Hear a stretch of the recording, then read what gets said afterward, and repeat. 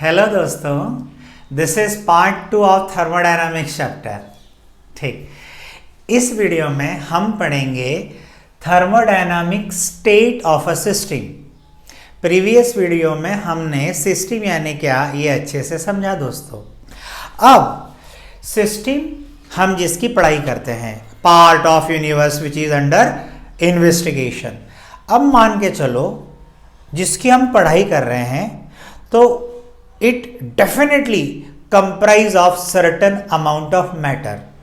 मतलब मैटर आ गया तो मास आ गया, मास आ गया तो नंबर ऑफ मोल्स आ गए, नंबर ऑफ मोल्स आ गए तो उसका सर्टेन वॉल्यूम आ गया, टेम्परेचर आ गया, अगर गैस है तो प्रेशर आ गया, इंटरनल एनर्जी आ गई।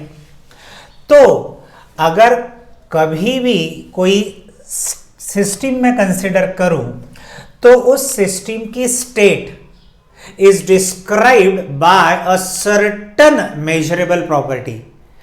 कुछ तो नंबर ऑफ मोल्स है, कुछ तो वॉल्यूम है, कुछ तो टेम्परेचर है, गैस के केस में कुछ तो प्रेशर है, and it has certain amount of internal energy.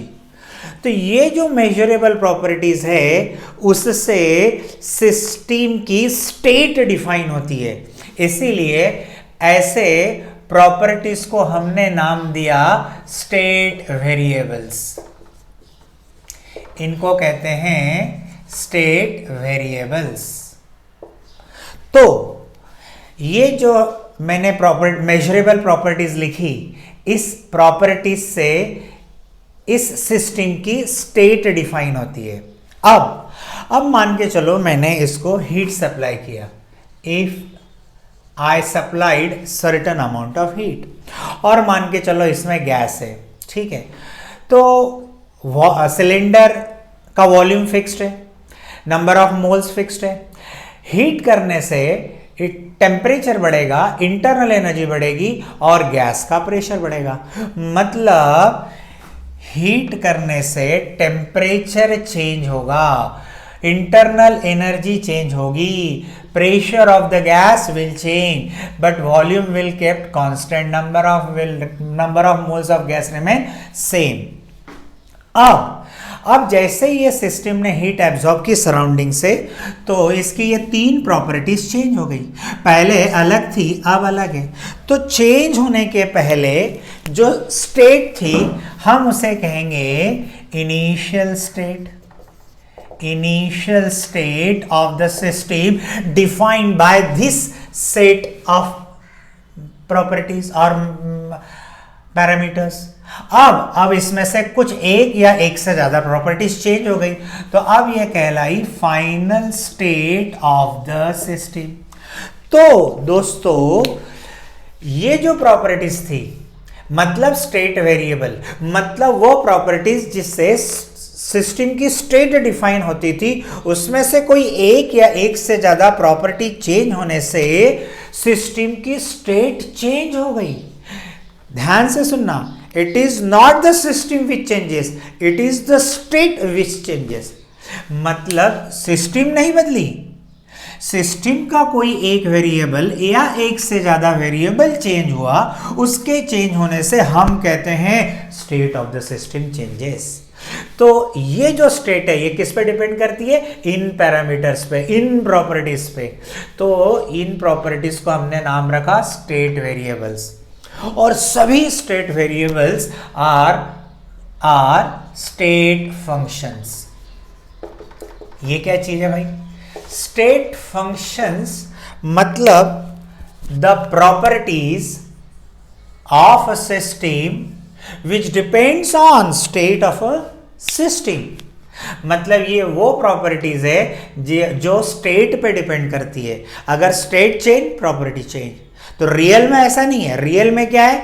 Real में प्रॉपर्टीज चेंज होने से स्टेट चेंज होती है। लेकिन स्टेटमेंट, जब आपको क्वेश्चन आएगा बोर्ड में कि व्हाट इज स्टेट फंक्शन, तो आप ऐसे लिखेंगे the properties of a system which depends on state of the system. ठीक है दोस्तों, तो ऐसी भी कुछ प्रॉपर्टीज है जो स्टेट ऑफ द सिस्टम पे डिपेंड नहीं करती। ये जितने भी स्टेट फंक्शन, जितने भी स्टेट वेरिएबल्स रहेंगे, ये सभी आप देख पा रहे हैं, ये सभी स्टेट फंक्शंस है।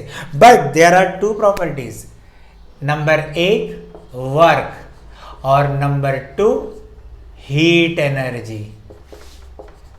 ये जो दो प्रॉपर्टीज है दोस्तों, ये दो properties state of the system पे डिपेंड नहीं करती, they depend on the path और method by which the change is carried out. Example समझते हैं।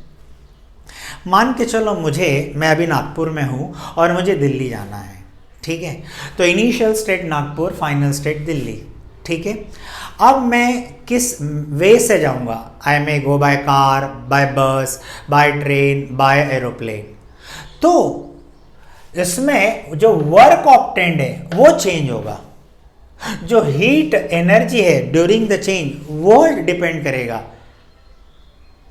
So these are the properties which do not depend on the state of system. It depends on the path or method or operation by which it is carried out. So पूरे thermodynamics में ये दो major properties है जो state function नहीं है। They are called as path functions. These are called as path functions. ठीक। अब दोस्तों ये जितने भी स्टेट वेरिएबल्स है, ठीक है, इसमें से कुछ प्रॉपर्टीज को हमने क्लासिफाई किया as extensive property and some other are called as intensive property. So there are two types of properties of a system. मतलब ये जो स्टेट वेरिएबल्स है, again they are of two types. तो ये किस पे डिपेंड करते हैं? हाँ, ध्यान से देखो।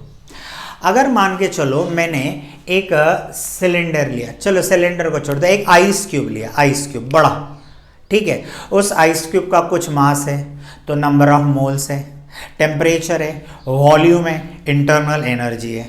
अब आप इसके इक्वल टू पार्ट्स कीजिए और एक को हटा दीजिए।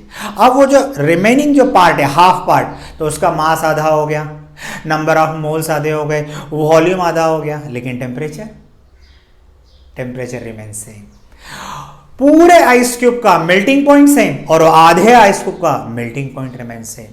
मतलब जब हम सिस्टम को टू और मोर पार्ट्स में डिवाइड करते हैं, तो अगर प्रॉपर्टीज डिवाइड हो गई तो it is called as extensive property, और प्रॉपर्टीज डिवाइड नहीं हुई, property remain constant, then it is called intensive property. ऐसा होता है? हाँ, ऐसा होता है।